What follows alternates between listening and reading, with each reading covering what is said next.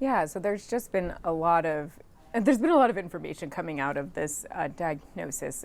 A lot of Democrats, privately behind the scenes had, been raising concerns about his health for a long time. So, it's definitely a little unsettling.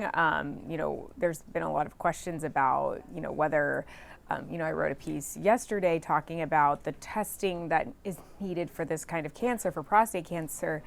And there's, an outroar of people being like, is this medical malpractice because he hadn't had one since 2014?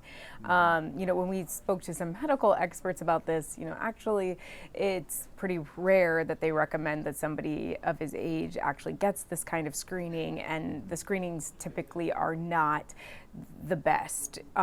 It is interesting, though, that President Trump is someone who has had this screening. But, it definitely raised some questions about whether this is something that he had while he was in office or not. I did speak to an oncologist and a screening specialist at Johns Hopkins who says that he sees people with the kind of cancer that Joe Biden has all the time, people whether they had been screening for years or not. And sometimes it just happens, and it's, an extremely aggressive form. So, whether it was hidden or not is another question. We're really not sure.